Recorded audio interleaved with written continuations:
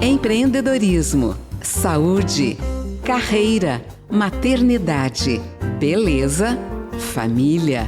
Tudo do universo feminino agora no Mulheres, na Paiquerê 91,7, com Cris Magalhães.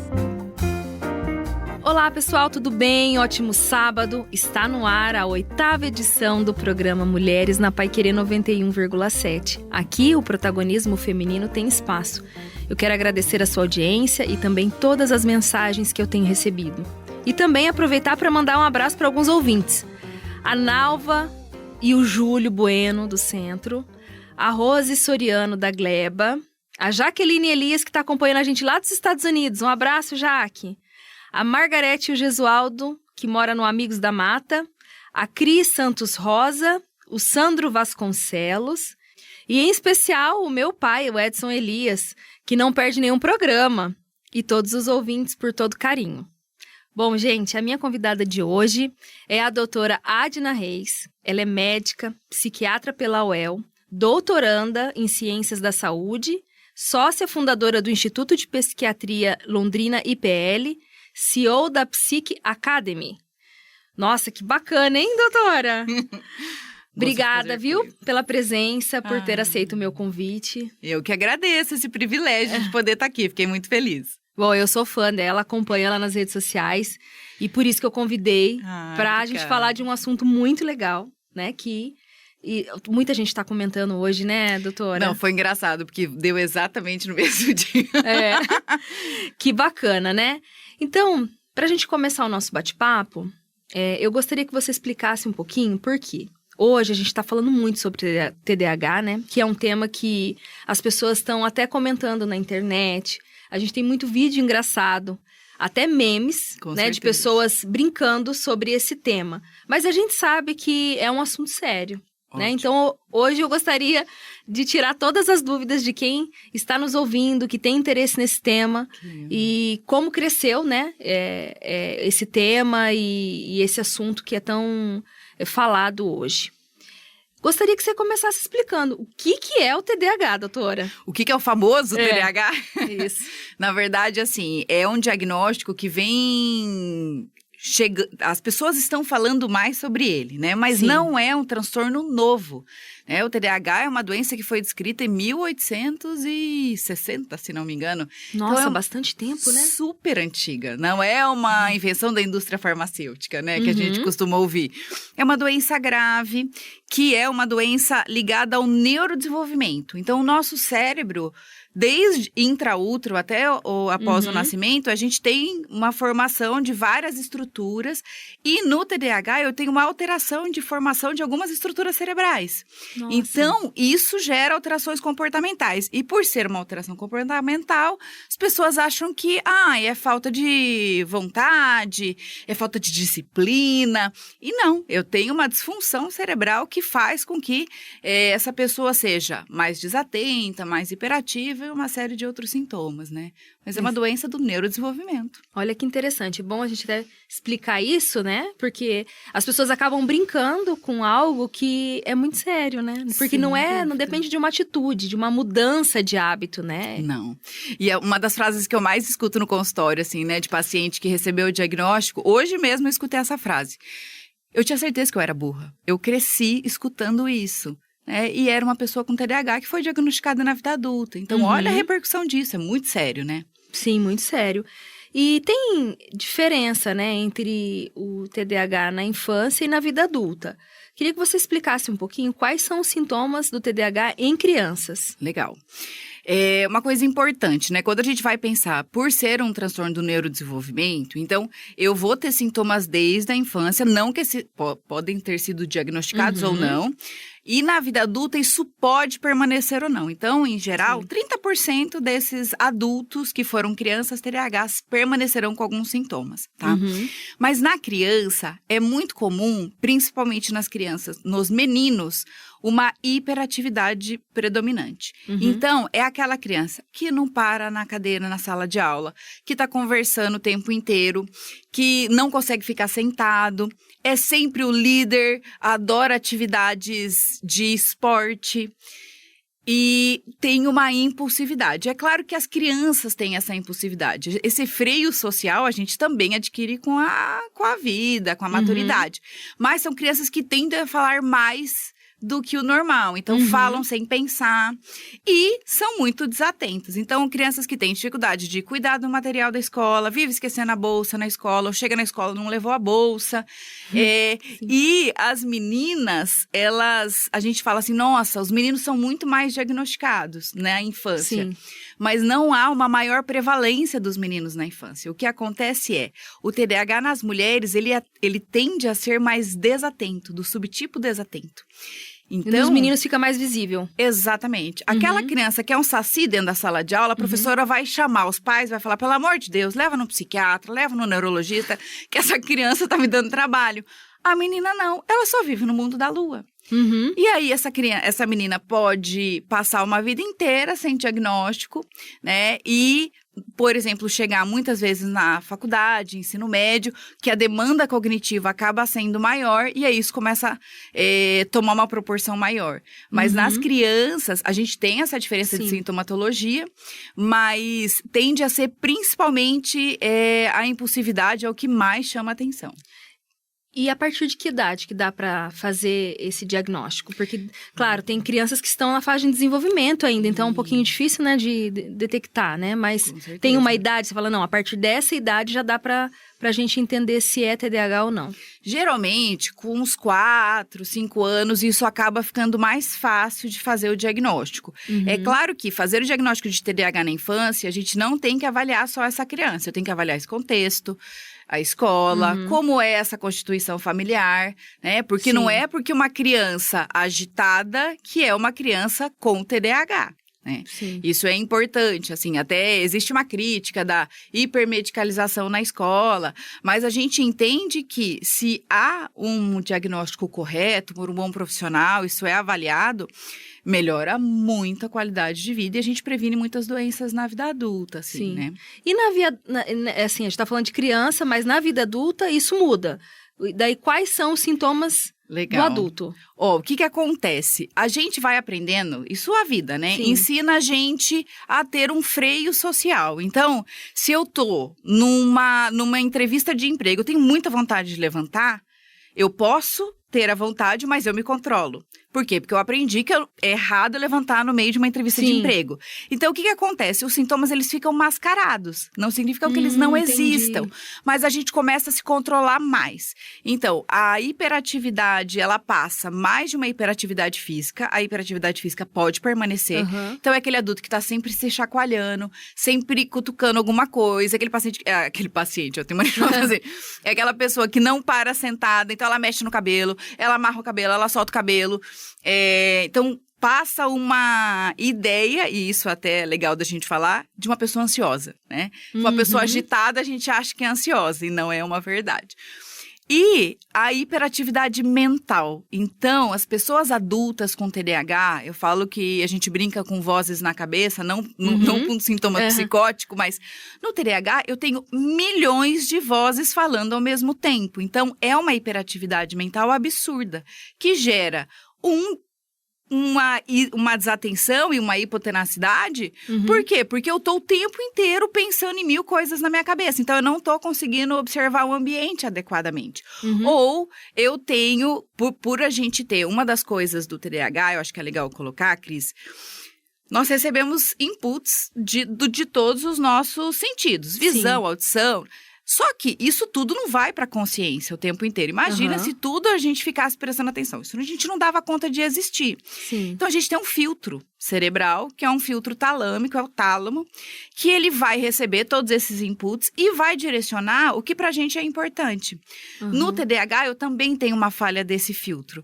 Então, o que acontece? Eu tô aqui conversando com você tá prestando atenção no que eu tô falando, mas alguém passou lá fora, você pensou, nossa, o fulano chegou, eu preciso depois falar com ele.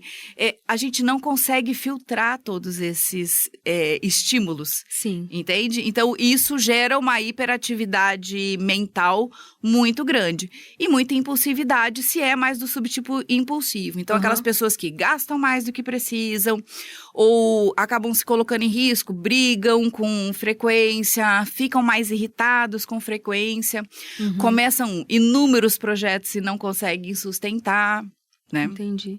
E, por exemplo, uma pessoa que tem TDAH, ela tem um filho. Pode o filho nascer com TDAH também? Tcharam, sim. Sim. Imagina uma família de TDAH. Mas geralmente tem. Tanto que quando a gente diagnostica, eu explico, olha, é uma doença com alteração genética, né? TDAH é pra quem pode, não é pra quem quer. Então, se você começa a pesquisar na família, sempre tem um TDAH não diagnosticado. Daí vê as características, né? Fala assim, nossa, então minha avó era, minha mãe é, eu sou, meu filho é. Tanto que já aconteceu, e daí fica até falando, né? Ah, você parece com a sua avó, você parece com a sua mãe, né? E entende? E realmente parece. E é interessante, porque, por exemplo, já aconteceu no consultório, o paciente chega e vem com um quadro ansioso, achando que é ansiedade, e na verdade é um TDAH. E aí eu falo, olha, isso é TDAH, explico. Aí ele fala, gente, mas meu filho é igual eu? Opa, então vamos levar para avaliar? Sim. E também recebe o diagnóstico. Ou minha mãe, minha tia. Então é muito interessante porque sim, tem um componente genético, tá? Bastante Nossa, significativo. Que interessante, hein? Doutora, e esses dias até eu estava acompanhando suas redes sociais e vi um casal que eu conheço, que é o Eike e a Thaís Fujarra. Dois queridos. Eu nem sabia que eles também tinham TDAH.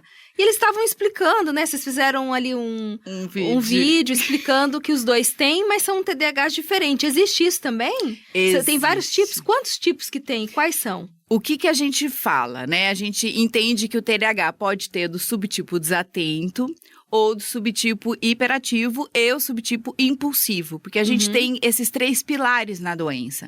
Então, eu posso ter uma pessoa extremamente desatenta, mas que não é tão impulsiva. Sim. Entende? Ele é só desligado, vive no mundo da lua, né? Ou aquela pessoa que é extremamente impulsiva, fala pelos cotovelos, mas ela consegue manter algum foco. Todo o TDAH, independente do subtipo, eu vou ter sintoma dos 3 domínios. Só que eu vou ter mais predominante de um ou outro, né? Esse vídeo especificamente a gente achou muito legal de fazer, porque a Thaís e o Eike são 2 figuras públicas. Sim. E todo mundo sabe o quanto eles são diferentes, né? E aí, um dia, conversando, eu falei, olha, né? A Thaís foi primeiro minha paciente, depois trouxe o Eike. Eu falei, olha, vocês são TDAH ambos, mas... Eles, como assim? Tipo, a gente é muito eles são diferente. Muito né? Mas é muito interessante, porque são... A Thaís, o Eike, como a gente falou no vídeo, né? O Eike é bem mais desatento e a Thaís é extremamente impulsiva, né? Criativa.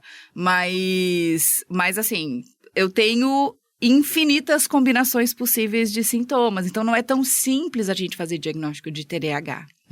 Sim. Apesar que hoje tem muitos testes na internet que as pessoas precisam ficar, tomar cuidado com isso, porque não é assim, né? Precisa buscar realmente auxílio de um profissional, né? Então, às vezes todo mundo acha, todo mundo tá com TDAH, né, doutora? E tem que tomar cuidado, né? E tem uma causa para ter TDAH?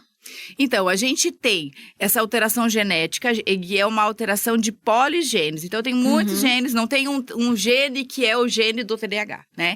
Então, eu tenho essa alteração genética e tem questões ambientais também, no sentido de alguns traumas predispõem também. Então, todo trauma na infância, ele pode piorar ou não a sintomatologia para qualquer transtorno mental, né? Por isso que a gente fala que a infância ela é tão importante. Mas existiu, por exemplo, uma época que existia a hipótese de que usar antidepressivo na gestação aumentava o risco dessas crianças serem TDAH. Ou aumentava até o risco de autismo também. Isso é uma coisa que a gente já comprovou que não é uma verdade, né? Então, o que a gente hoje entende é uma alteração genética. Então, não há nada que a gente possa fazer, por exemplo, para prevenir que meu filho tenha TDAH. Isso não é possível. E também tem pessoas que têm o TDAH e outras doenças também? Geralmente. O TDAH, ele não gosta de viver sozinho, entendeu? Quais seriam? Ele traz várias coisas Ai, com que ele. delícia, né? Uma coisa maravilhosa. Já não basta ter o TDAH, a pessoa tem que ter outras doenças. Porque o que acontece, né? Pensando principalmente na vida adulta. Então, se eu tenho características impulsivas, eu tenho o risco maior de me colocar em situações de risco. Por quê? Porque eu avalio menos situações de risco. Então, uma pessoa mais impulsiva que tem o TDAH, a principal comorbidade é abuso de substâncias. Então, dependência de substâncias, sejam elas quais forem, o risco de ser um paciente TDAH com a comorbidade de uma dependência de substâncias é muito maior, né? E tudo que é ligado à história de vida desse TDAH. Então, é essa criança que tá sempre escutando que você não para, você não aprende mesmo, que você não consegue prestar atenção, você é burro. E aí, isso vai minando a capacidade de resiliência dessa criança e ela vai chegar na vida adulta extremamente ansiosa. Por quê? Porque ela é muito insegura. Ela acha que ela não dá conta mesmo, ela acredita nisso. E depressivas. Nossa. É muito comum chegar no consultório com sintomas depressivos e não com sintomas desatentos. Que interessante.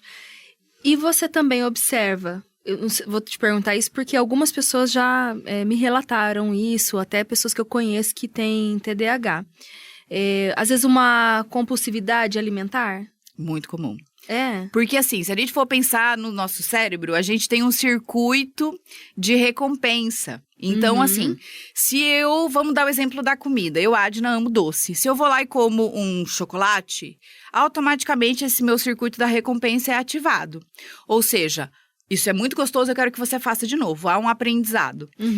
No TDAH, eu preciso desse estímulo de recompensa o tempo inteiro. Então, tanto que o TDAH, ele costuma se entediar com muito mais facilidade para qualquer coisa. Por isso que o TDAH começa milhões de projetos e não sustenta.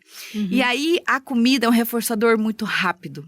Então, eu comi, eu libero dopamina no meu cérebro, que é o déficit pro TDAH, né? Então, isso faz com que eu aumente muito o risco de uma impulsividade. Nossa, que interessante, alimentar. Né? Às vezes as pessoas não estão conseguindo emagrecer porque não sabem que às vezes não está diagnosticado, né, doutora? Isso.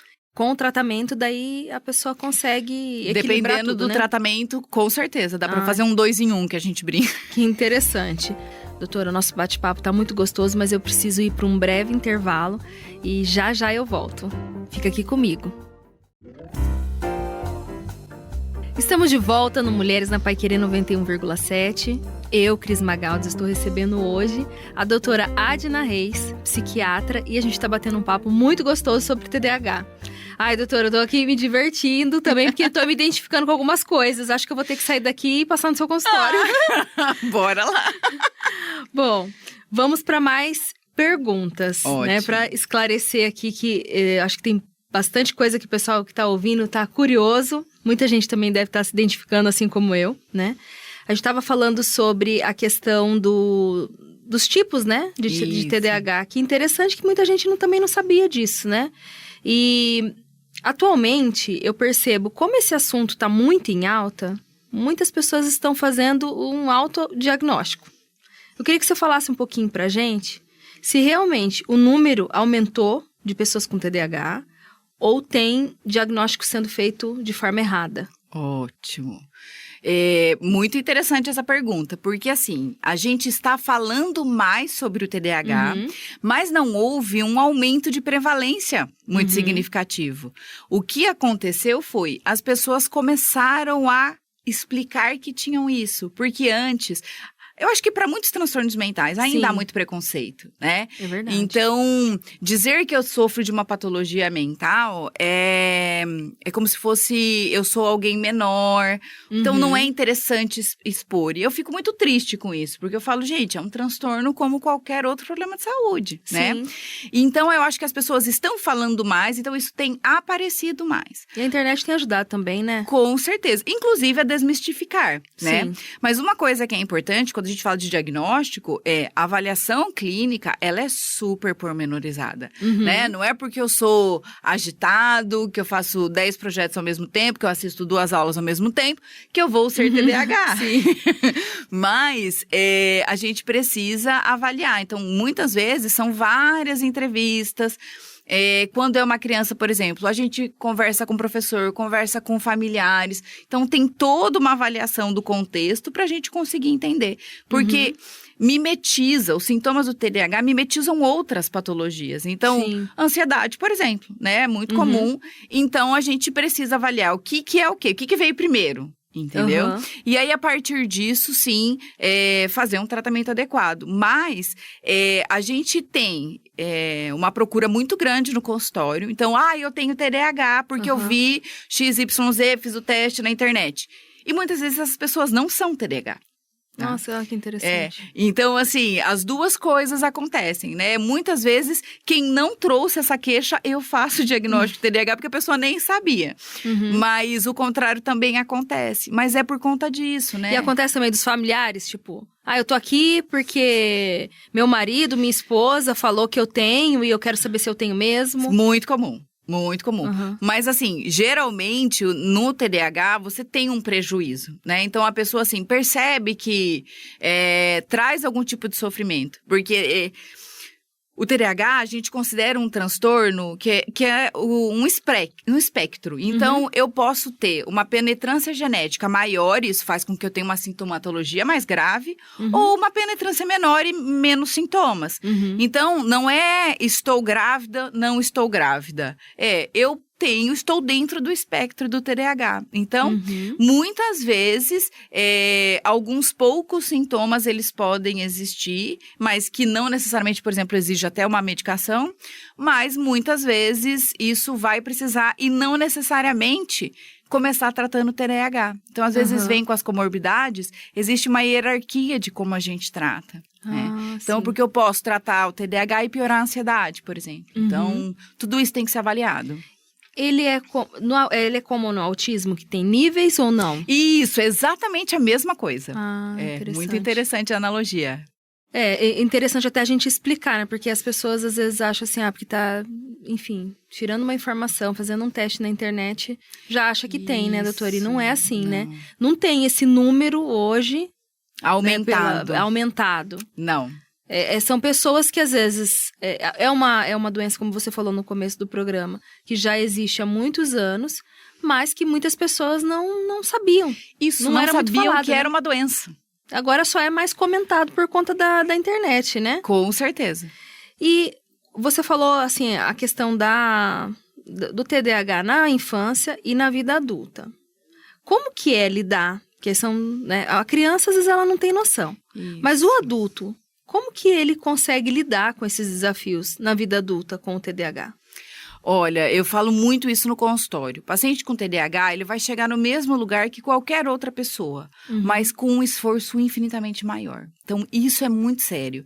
Por quê? Porque demanda muito mais energia minha. Então, eu tô na faculdade, meu colega senta, ele assiste a aula, ele estuda alguma coisa e ele passa na prova. Eu não, eu tenho que fazer 35 mil resumos, pintar de trocentas canetas coloridas, ler de trás para frente para trás para memorizar. Só que a gente faz isso tanto que a gente acha que isso é o normal. E isso gera um desgaste muito grande. Então, é muito interessante quando chega na vida adulta e a gente olha e faz o diagnóstico e fala, nós vamos tratar esse TDAH, porque isso melhora muito a qualidade de vida. Hoje eu, coincidentemente, atendi uma paciente com TDAH, ela falou pra mim que ela estava terminando uma pós, ela falou, eu fiquei chocada, porque eu assisti a aula uma vez.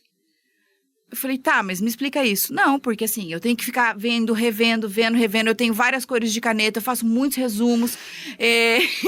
Então, o que acontece? Isso gera muito... Ela falou assim, quando eu comecei a tratar que eu assisti a aula, eu pensei, os neurotípicos, que a gente considera quem não tem um transtorno mental, os neurotípicos são assim. Meu Deus, como é que eu sobrevivi?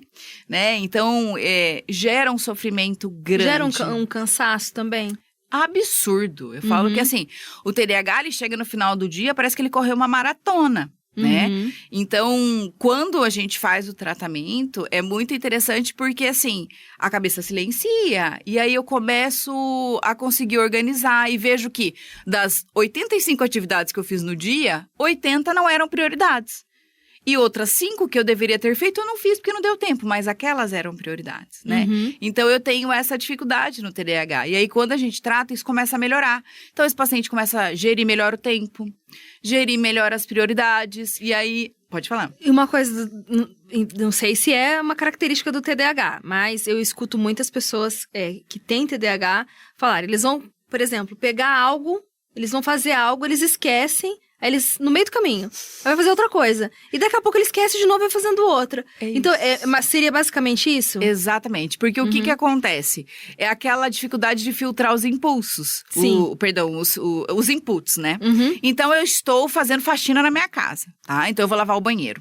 Aí, eu chego na lavanderia pra pegar as coisas e falo, nossa, tem que botar essa roupa pra lavar. Daí, ela já bota a roupa pra lavar. Daí, ela volta pro banheiro. No meio do caminho, ele viu que tava passando alguma coisa na televisão. Parei para assistir. A hora que você viu, faz 5 horas que você tá tentando fazer uma faxina, a casa inteira tá desorganizada e você não conseguiu completar nada. Sim. Isso é... O micro e o macro é pensar o quanto de projetos que a gente começa, faculdades. Então, é muito comum o TDAH ter várias faculdades ou começar várias faculdades e não terminar. Comprar 85 mil cursos na internet e não conseguir finalizar. Por quê? Porque esse começo, a novidade, é muito empolgante. Então, isso gera uma sensação de prazer e bem-estar. Mas como ele se entedia com facilidade, aí ele não sustenta. Percebe? Nossa, que interessante, né? Uhum. E justamente é o que o pessoal... traz pra internet esses videozinhos, né? É muito divertido e é muito real. Tipo, uma vez eu vi, ele vai pegar o celular, brincando, né? Pra chamar a ambulância. E ele começa a ver, e a mulher tá caída ali do lado, né? Gente, eu ri muito. Eu falei assim, gente, pior que é assim mesmo, né? É muito engraçado. A gente, claro, é um assunto muito que é sério, mas como as pessoas estão conseguindo trazer um pouco de leveza também, né? Eu acho sensacional. E uma coisa que você colocou que eu acho legal, Cris, da gente desconstruir, quando a gente pensa no TDAH, ele é muito desatento.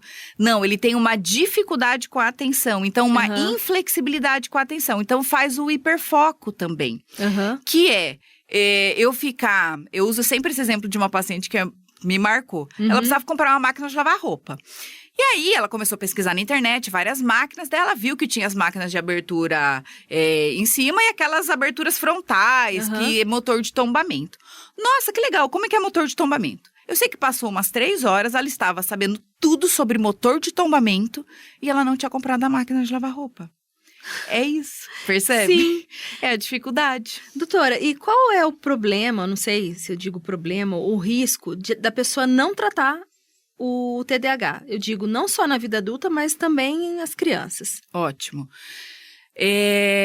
Primeiro deles, claro, essas comorbidades psiquiátricas, como eu falei. Mas eu costumo muito dizer no consultório que o TDAH não é para você estudar. Você não tem TDAH estudando, você tem TDAH na sua vida. Então, o TDAH aumenta muito o risco de acidentes de trânsito. 30% dos acidentes de trânsito, a nossa média é causado por pessoas com TDAH, por desatenção. Nossa. Então, olha como é sério, né? Então, principalmente, o TDAH, ele tem uma mortalidade mais alta justamente por conta dessas questões, por causas não orgânicas, né? Então, esse é um maior risco que a gente enxerga. E, claro, de um sofrimento. Por quê? Porque eu não consigo sustentar um trabalho, eu sou mais intolerante a algumas coisas, então sou mais inflexível, isso gera problemas de relacionamento, eu posso ter um cônjuge que não dá conta de lidar com essas diferenças, entende que é uma falta de vontade, uma falta de foco. Então, assim, tem prejuízos sociais, físicos e emocionais de tudo isso, né? Sim. Sem falar a parte financeira, né? Porque o TDAH geralmente não tem um bom controle financeiro. E as crianças? Ótimo. Tem algum risco também? Se não Sim, tratar? geralmente as crianças com TDAH são crianças que se machucam muito mais, né? E isso a gente pergunta na entrevista, né? Você, quando era criança, era aquela criança que subia nas coisas, nossa, vivia roxo, vivia quebrado, né? Então, isso chama a atenção. Então, além do risco maior de acidentes, não só de brincar, de subir nas coisas, mas, por exemplo, tomar substâncias, produtos de limpeza, tudo isso mostra uma dificuldade de filtro, percebe? Sim. Então, são crianças que se colocam mais em risco e, na vida adulta, a chance de transtornos mentais outros, principalmente depressão, ansiedade e abuso de substâncias, é muito grande. Nossa, então tem vários riscos, né, doutora? Sim. É bom até a gente pontuar, porque às vezes a pessoa fala assim, mas estão levando de forma tão divertida. É engraçado só, mas não é, né? Não. Porque pode acarretar outras coisas, né? Essa desatenção, ela vai levando, né, a outras situações. Claro. Uma criança, por exemplo, que não tem medo. Ou que o pai colocou regra, por exemplo, ó, você não vai andar ali, que é perigoso. Você não vai com a bicicleta. Parece que não falou nada, né? Exatamente. E aí, é interessante da gente pensar, porque muitas vezes, por exemplo, as mães... Ai, mas eu não quero medicar o meu filho, né? E eu sempre digo, olha, melhor a gente medicar agora do que você, com 18 anos, tá buscando ele numa clínica de reabilitação por dependência química. Então, assim, só melhora a vida. Melhora, assim, absurdamente. Eu falo, se eu tenho um hipotiroidismo, eu vou lá e tomo uma medicação para repor esse meu hormônio da tireoide que tá faltante. Se eu tenho TDAH, eu vou usar uma medicação dopaminérgica para repor essa dopamina na minha região cerebral que está faltando. Então, assim, não é uma medicação que vai mudar o comportamento, vai mudar a personalidade, vai deixar essa criança apática. Muito pelo contrário, se ficar apática é porque foi mal medicada. Entendi. Né? Então, é importantíssimo tratar. Ai, que interessante. Doutora, tem uma outra coisa que eles falam bastante sobre a questão do tratamento, mas eu queria que você explicasse pra gente, é a terapia cognitivo-comportamental. Realmente, ela pode ajudar no tratamento de TDAH? Qual é a sua opinião a respeito disso? Absurdamente. A terapia e a medicação, elas caminham juntas.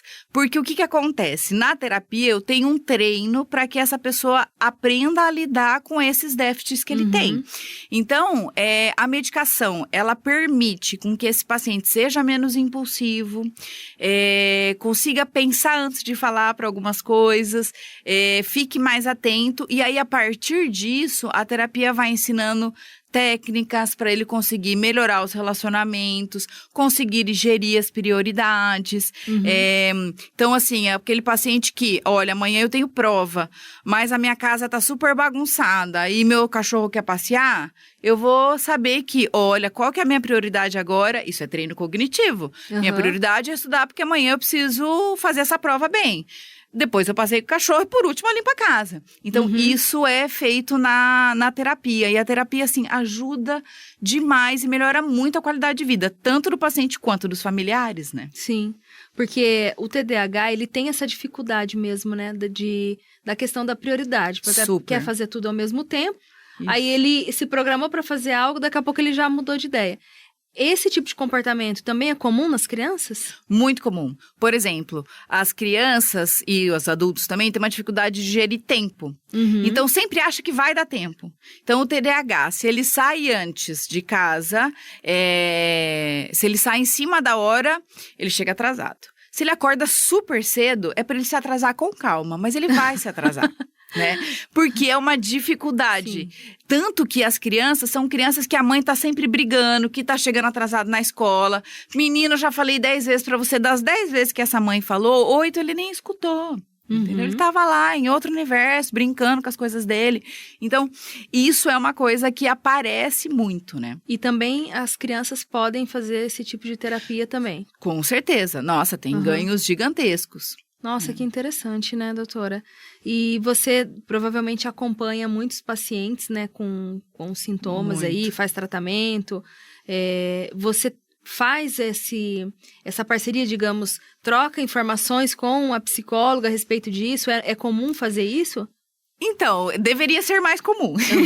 Mas é fundamental para o paciente essa troca, né? Eu brinco que todos os dias eu tenho um período que são discussões de casos com os terapeutas.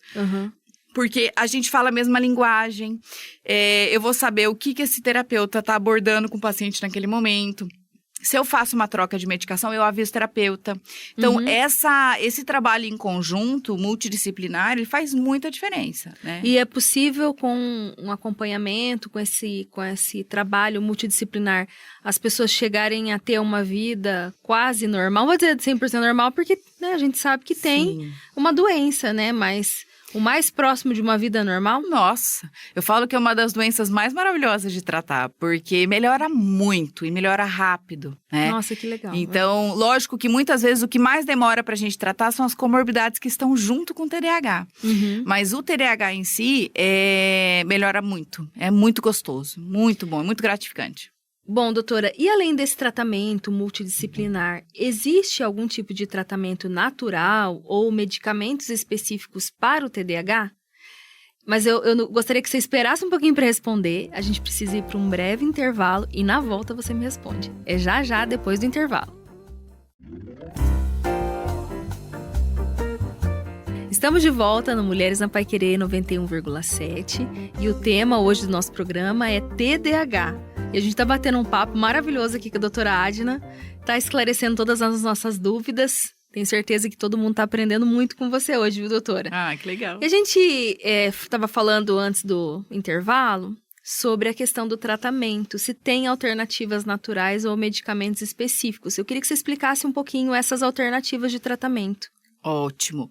Hoje a gente não temos nenhuma comprovação de medicamentos naturais que ajudam no TDAH, mas nós temos medicações muito boas para isso. Existem 2 grandes classes de medicação, que são os psicoestimulantes e os não psicoestimulantes. Então, dentro do psicoestimulante tem o metilfenidato, que é as medicações mais utilizadas, e a lisdexanfetamina. E dos não psicoestimulantes tem a atoboxetina. Todos eles vão mexer com o nosso córtex pré-frontal, que é onde há um déficit de dopamina, né? E repõe essa dopamina ali. Então, eu melhoro essa conexão e aumento esse freio, né? Nosso social. Mas a escolha de cada medicação, ela também vai variar de acordo com a sintomatologia do paciente, comorbidades, uma série de outras coisas. Mas as medicações são extremamente eficazes. Uma dúvida que eu tenho certeza que muita gente deve te perguntar é sobre a questão desses medicamentos, se eles causam dependência. Ótimo! Muito boa pergunta! O que acontece? Existe um risco mínimo de dependência. Por quê? Porque o que causa a dependência? Quando eu tenho um pico de dopamina muito alto no meu cérebro. Porque daí eu gero uma sensação de bem-estar muito maravilhosa e meu cérebro quer aquilo de novo. Então, por exemplo, quando eu uso drogas, eu tenho uma liberação 100 vezes maior do que a maior liberação fisiológica de dopamina. Sim. Então, isso para o cérebro é muito prazeroso. E aí eu quero. Essas outras medicações que a gente usa no tratamento do TDAH, elas também aumentam dopamina, mas elas não aumentam nesse pico. Elas fazem um platô. Elas dão um equilíbrio. Exatamente. Então, o risco de dependência é muito pequeno. Né? Eu até hoje nunca tive. O risco é maior de não tratar, porque... Sem dúvida como alguma. a gente estava falando, né? A questão da pessoa com TDAH, ela busca esses picos de dopamina e provavelmente outras coisas possam... causar essa sensação, né? Exatamente. Tanto que gostam de esportes radicais, o próprio uso de drogas, né? Sim. Então, a medicação ou até a compulsividade alimentar ou por doces, né? É muito comum, infelizmente. Sim. E, assim, além do remédio, então, né? Coisas naturais não são comprovadas. E aí, a terapia também que é indicada. Exatamente. É isso aí. Né? Que interessante, né? Porque tem muita gente que às vezes tem uma ideia muito errada, às vezes por não ter o conhecimento suficiente, acaba não buscando tratamento e falando, não vou tomar remédio. Porque vai causar dependência igual a quem tem depressão, quem não dorme, esse tipo de coisa. E não é nada disso, né, doutora? Não, de maneira nenhuma. Quando bem indicado, e a medicação protege a gente. De muitas coisas. Tem muito mais benefício, né? Sem dúvida. E provavelmente pessoas que têm TDAH, às vezes elas não conseguem, principalmente os adultos, né? Elas não conseguem, tipo, eu tenho TDAH. Por mais que, isso, né? Que a gente escuta muito na internet. Você escuta muito no seu consultório, às vezes, que um amigo próximo, alguém acabou indicando, e essa pessoa foi te procurar para tentar descobrir se tem? Isso, sim. E é muito interessante o feedback depois que começa o tratamento. De falar assim, nossa, eu senti melhora. Gente, mas minha dupla de trabalho falou que a vida é outra. Então, é interessante legal, né? Porque, assim, como é um transtorno do neurodesenvolvimento, é a forma como essa pessoa viveu a vida inteira. Então, muitas vezes, ele desenvolveu tantas habilidades e estratégias para lidar com aquilo que pra ele é normal. E aí, quando eu pra ele é difícil, né, identificar que ele tem. Porque ele falou assim, a vida inteira ele foi assim. Exatamente. Por que eu sou diferente, né? E assim, cheguei até aqui, fiz faculdade, você acha que eu vou precisar tratar agora? E aí, quando começa o tratamento, que a vida melhora tanto, eles falam, meu Deus, por que eu não comecei a tratar antes, né? Sim. Então, é muito interessante essa questão. Aproveitando que a gente está falando de pessoas que podem, elas mesmas indicarem, né, esse tratamento para quem elas acham que tem o TDAH, como que essa pessoa próxima, essa pessoa com o diagnóstico de TDAH, pode ajudar esse familiar, né? Porque eu tenho certeza que é desafiador quem está próximo lidar com uma pessoa com TDAH, né? Sem dúvida. Você sabe que dentro da terapia cognitivo-comportamental, a gente tem treinos parentais. Então, os terapeutas treinam os pais a lidarem com essa criança com TDAH, né? Porque muitas vezes, se eu não tenho o entendimento correto da doença, eu sempre vou exigir demais. E aí, isso faz com que essa pessoa fique extremamente ansiosa, né? Então, o que eu costumo brincar muito, assim... Seja tolerante, 1000 vezes tolerante, mas também seja um regulador externo. Então, muitas vezes o TDAH tem essa dificuldade da regra, no sentido de, olha, eu tenho esse prazo. Então, ter esse regulador externo, aquele amigo que fala, fulano, você fez o trabalho da faculdade? É para amanhã. Gente, isso vale ouro pro paciente com TDAH, entendeu? Por quê? Porque ele nem tá lembrando que ele tinha que entregar o trabalho. Então, eu acho que nessa posição não de julgamento, mas de apoio mesmo, né? Nossa, melhora se colocar no lugar muito. dessa pessoa e entender que ela tem essa dificuldade, né? Isso, que não é maldade, que não é preguiça, nada disso. E os pais também, eles têm uma certa dificuldade de entender, né? Sim, e por exemplo, com organização do quarto. Então, o TDAH tem uma dificuldade muito maior por organizar o quarto. E aí fica brigando. Então, ao invés de chegar lá e falar, você não arrumar o quarto de novo? Falar, filho, vamos arrumar junto? Eu te ajudo. E aí, isso faz muita diferença, né? E com tratamento e com esse apoio, Não. com certeza melhora muito, né? Absurdamente. E tem pontos, porque a gente tá falando tantas coisas difíceis do TDAH. Sim. Que quem tá ouvindo fala assim, nossa, Deve ser péssimo. Eu sou uma péssima pessoa, né? De jeito nenhum. Tem algum ponto positivo? Eu gostaria que você mencionasse, até pra gente fazer esse paralelo. Que tem legal. pontos positivos e negativos ser uma pessoa com TDAH? Claro. Tem algo de bom nessa situação? Nossa, eu costumo brincar que eu acho que os TDAH são as melhores pessoas, assim. Porque são pessoas, geralmente, muito alegres, muito sociáveis. São pessoas extremamente criativas, né? Tem muita energia. Então, são pessoas que você gosta de estar perto. Tudo bem que, às vezes, ele te atropela, não espera você terminar de falar. Mas, assim, são pessoas, geralmente, muito boas, né?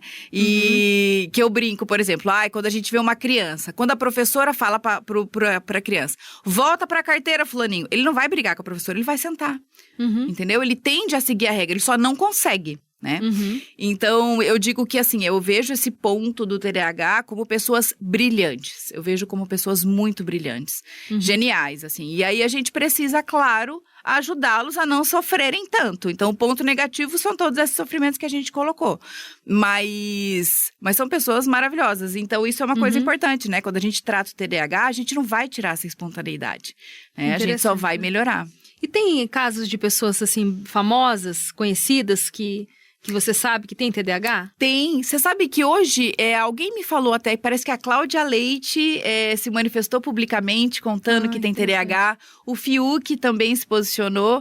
A Thaís Wake, né, que se colocaram aqui de Londrina. De cabeça agora. Tem aquela psiquiatra famosa, Ana Beatriz Barbosa, inclusive, que fez o livro do Mentes Inquietas. É um livro que eu sugiro muito. Ela tem TDAH. Olha que incrível, né? Então, gente, como é interessante a gente até realmente buscar mais conhecimento, porque tem tratamento, né, doutora? Com certeza. Dá para ter uma vida normal. Sem dúvida. E aí, como você falou, muitas pessoas que estão em tratamento, elas sentem a diferença, né? Sem dúvida. Mas a gente falou até de pessoas que, né, os familiares, como pode ajudar. Mas tem como uma pessoa sozinha, ela conseguir... enfim, buscar algo para ela ter uma vida mais tranquila, às vezes, até mesmo sem uma ajuda profissional, existe essa possibilidade ou não? Existe. E é muito comum que as pessoas, elas criam estratégias sem saber que estão criando estratégias. Então, é muito comum, por exemplo, como a gente falou da questão das canetas coloridas para estudar. Então, é aquela pessoa que coloca um monte de post-it para não não se esquecer. Esses dias uma paciente viajou para fora do país, ela colocava no passaporte vários post-its com coisas que ela não podia esquecer. Por quê? Porque sabe que vai esquecer. Então começa a desenvolver estratégias, né? Planner, então usar e colocar tudo no papel para lembrar, colocar lembrete no celular, sempre pensar o que o externo pode me ajudar a lembrar de um compromisso, de coisas, é sempre bom. Né? E eu costumo sugerir, por exemplo, no celular, alarme de tempo máximo no celular, porque é muito comum a gente fazer hiperfoco no celular. Fica ali nas redes sociais, TikTok, todas aquelas coisas, e aí, a hora que eu vi, era pra eu ter ficado 10 minutos, eu fiquei 2 horas. Sim. Então, esses reguladores ajudam e muito as pessoas, né? Sim. E você já teve algum caso, assim, de pessoas que você começou a acompanhar e... Enfim, elas relataram situações específicas, assim, de melhora ou algum comentário, que não digo só adulto, né? Criança também. Sim. É maravilhoso, assim. O que a gente recebe de feedback é, minha vida mudou, eu sou outra pessoa, eu não acredito que eu vivi tanto tempo assim. Porque como você começa a conseguir organizar a sua vida de verdade, você começa a se apropriar da sua própria vida, né? E isso melhora a autoestima dessas pessoas. Elas começam a acreditar que elas são capazes de cumprir coisas, cumprir prazos, estudar sem uma dificuldade. Então, assim, muda tanta coisa na vida que eu já ganhei flores de paciente com TDAH de tão emocionados que ficaram, né? Eu falo que, assim, eu fico realmente, mas já chorei com o paciente, de ver a melhora e do quanto esse paciente consegue viver potencialidades, assim, é muito bom. Que profissão linda sua, né? Poder ajudar pessoas, né? Sou suspeita, né? Mas eu amo. Não, parabéns, doutora, porque realmente é desafiador, né? Sem você dúvida. Poder ajudar para que essas pessoas tenham uma vida tranquila. A gente até falou como é difícil a questão de quem está próximo, por exemplo. Deve ter situações de gente que até separou por conta do TDAH. Você já acompanhou isso? Vários. Vários. Amigos, né, que não toleram. Mas é muito gratificante. Eu falo que eu sou privilegiada com a minha profissão, porque é bom demais. E na vida profissional, doutora? Tem alguma questão, assim, principalmente empresários que estão nos ouvindo? Olha, legal. Eu acho que é interessante até a gente abordar isso. Porque é muito amplo, né? A pessoa, o TDAH, ele tá na escola, ele tá na faculdade, ele tá no mercado de trabalho.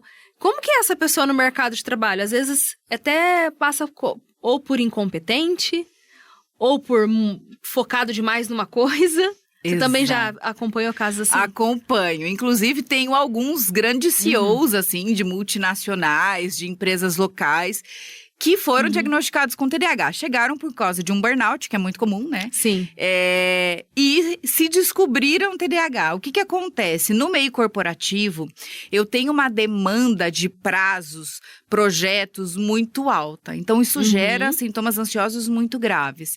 Mas, geralmente, essas pessoas, elas vão para cargos de liderança. Por quê? Porque são pessoas que têm muitas ideias. Elas não conseguem, muitas vezes, executar as ideias, mas elas têm boas ideias. Então, é muito comum grandes empresários serem TDAH e eles têm uma equipe que dá conta das ideias deles, entendeu? Então, é interessante até, porque eu tenho alguns pacientes que falam que, nossa, a equipe quer me agradecer.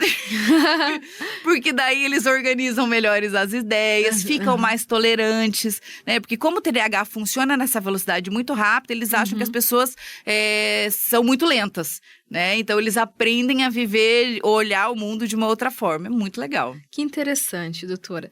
Bom, a gente está indo para o nosso encerramento, né, desse bate-papo maravilhoso, mas eu gostaria que você falasse, né, ou colocasse alguma observação de algo que a gente não falou e que você acha que é extremamente importante a gente trazer aqui para os nossos ouvintes. Legal. Eu acho que o recado ficou em dúvida? Se notou, percebeu, busca uma ajuda profissional adequada, né? Sim. Tanto o psiquiatra quanto o neurologista são capacitados para fazerem essas avaliações e existem as testagens neuropsicológicas que os neuropsicólogos fazem e que, associado à avaliação clínica do médico, a gente chega num consenso. Então, é buscar ajuda profissional de qualidade. E hoje quem é capacitado é psiquiatra e neurologista? Isso. Entendi. Olha, então fica aí a dica. Com certeza. Se você se identificou com alguma coisa que a doutora falou, marque a sua consulta para fazer, né, esse teste, né, doutora? Isso, que a vida pode melhorar e muito. Que bom. Gente, que incrível, né? Esse bate-papo foi maravilhoso. Tenho certeza que muita gente gostou, se identificou ou conhece alguém com as características. Com certeza. Eu gostaria que você deixasse também as suas redes sociais, caso alguém legal. tenha alguma dúvida, enfim, queira te procurar. Legal. Meu Instagram é adnareis.psiquiatria. Eu acabo tendo como principal rede social lá, converso muito, falo muito de TDAH lá também. Então, se tiverem dúvidas, pode me mandar direct lá. E eu tenho um canal no YouTube que chama Psique Podcast. Ai, que legal. E que bacana que também você traz bastante conteúdo, né? E tira bastante dúvida também, né? Na sua rede social. Eu gosto. Legal, gente. Obrigada por vocês acompanharem o nosso programa até aqui. Essa foi a 8ª edição do Mulheres na Paiquerê 91,7. Comigo, Cris Magaldes. Aqui o protagonismo feminino tem espaço. E não esqueça, hein? É todo sábado à 13h. Agora você vai ficar com um rádio show com o Cristiano Pereira, que vai trazer uma programação maravilhosa de músicas que vão deixar o seu sábado ainda mais animado, hein? Obrigada pela sua audiência e eu te espero no próximo sábado. Tchau, pessoal! Todo sábado, à 13h, na Paiquerê, nosso encontro marcado no programa Mulheres na Paiquerê 91,7, com Cris Magaldes. A cada semana, um bate-papo com uma ou mais convidadas especiais. Acompanhe a programação do Mulheres pelo nosso Instagram, @paiquerê917. Os programas ficam à sua disposição no canal da Paiquerê 91,7, no YouTube.